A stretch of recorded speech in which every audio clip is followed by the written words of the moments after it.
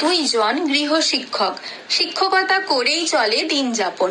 ছাত্রছাত্রীদের মানুষের মতো মানুষ করে সমাজে প্রতিষ্ঠিত করেন সকলকে।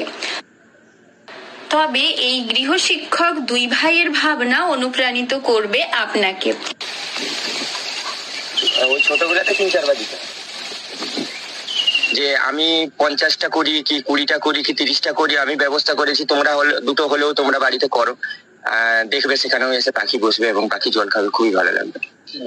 একদিকে গ্রীষ্মের প্রচন্ড দাবদাহে নাজেহাল অবস্থা বঙ্গবাসীর, শুধু তাই নয়, আবহাওয়ার উত্তাপে পুড়ছে নিরপরাধ পশু পাখিও।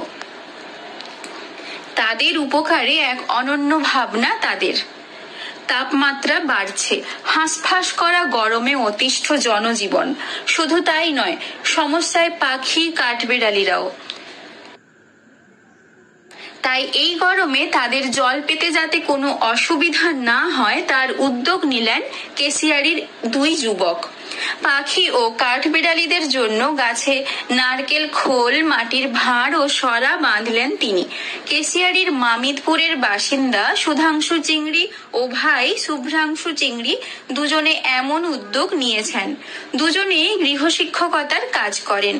তাদের এমন উদ্যোগকে সাধুবাদ জানিয়েছেন সকলেই। নিত্যদিন বেড়ে চলেছে তাপমাত্রার পারদ। পশ্চিম মেদিনীপুর জেলাতেও সেই তাপমাত্রা ছাড়িয়েছে প্রায় 45-এরও বেশি। এই গরমে শুকিয়ে গেছে নদী নালা, পুকুর, ঘাটও। সাধারণ মানুষের জল সংকট না হলেও সংকটে পড়ছে পশু পাখিরা। এই সমস্যা যাতে না হয় তারই জন্য চেষ্টা দুজনের। আমি দেখলাম এখানে একটা পাখির বাসা ছিল, তো পাখির বাসা থেকে হঠাৎই দুটো পাখি জলের অভাবে মানে কাতরাতে নিচে পড়ে গেছে। তারপরে কিছুদিন পরে দেখি ও একটা পাখি তার মধ্যে মারা গেছে। একটা পাখি আমরা তুলে দিয়েছিলাম বাসাতে, কিন্তু একটা পাখিকে আমরা দেখতে পাইনি, আমাদের অজান্তে পড়ে গিয়েছিল এবং অ্যাকচুয়ালি গরমের জন্য এবং জলের অভাবে সে কাতরাতে মারা গেছে। তারপরে দিন দেখি ও মরে পড়ে আছে। তো এবার বললেন যে দেখ না এগুলো একটু জলের ব্যবস্থা করা যায় কিনা।